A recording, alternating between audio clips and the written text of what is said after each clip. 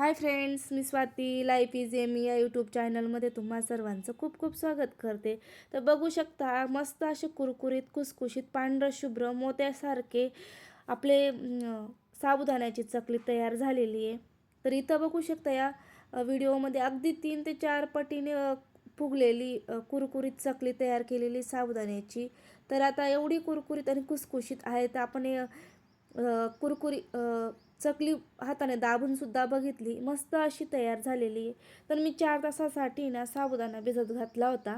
तर मी त्याच्यासाठी पावशेर साबुदाणा होता, तर मी तर त्याच्यासाठी ना पावशेर साबुदाण्यासाठी 400 ग्रॅम बटाटा घेतला होता.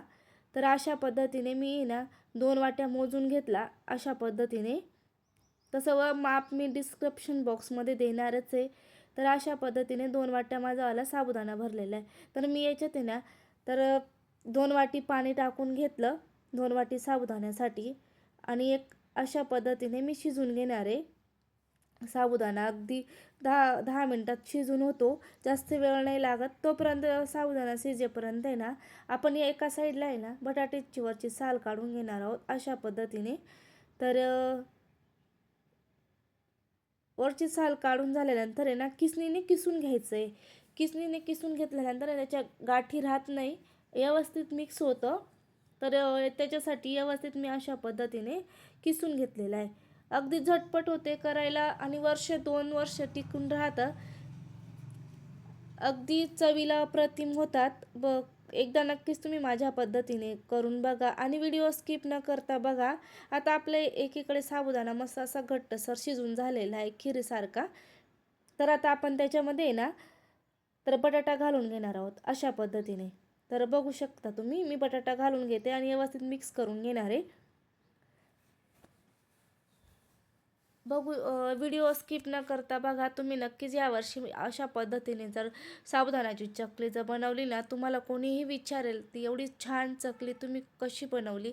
अगदी मोत्यासारखी आणि कुरकुरीत आणि खुसखुशीत होते.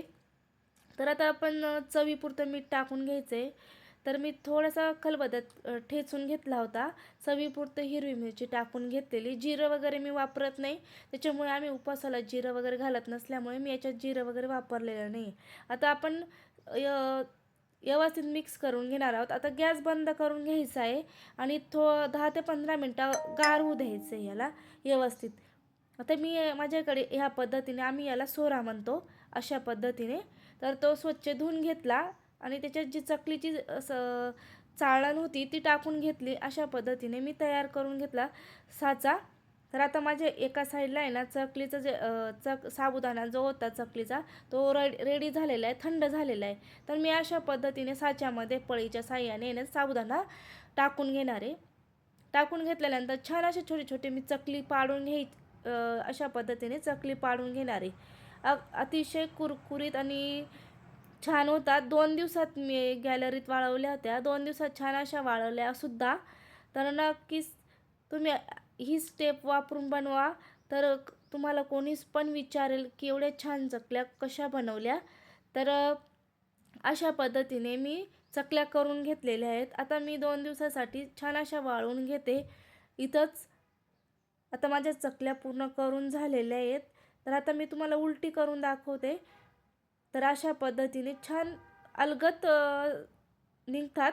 अजिबात काही चिटकत नाही, काही नाही. दुसऱ्या दिवशी मी सकाळी सकाळी अलगद अशा पद्धतीने मी ना करून घेतल्या होत्या. उलट्या करून घेतल्या होत्या. तर मस्त अशा आता आज परत दिवसभर वाळवून घेतल्या. आता माझ्या चकल्या पूर्ण छान अशा वाळवून झालेल्या आहेत. तर बघू शकता, मी आता तुम्हाला आहे ना तेलामध्ये तळून दाखवते.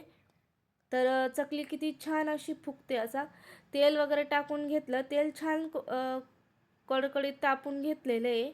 आता तेल तापल्यानंतर मीडियम गॅस करून घेतला. आता छान अशा कुरकुरीत बघू शकता किती छान आणि मोत्यासारखे पांढरं शुभ्र असे आपले चकली तयार झालेली आहे. नक्कीच तुम्ही व्हिडिओ बघा स्किप न करता आणि अशा पद्धतीने करून बघा.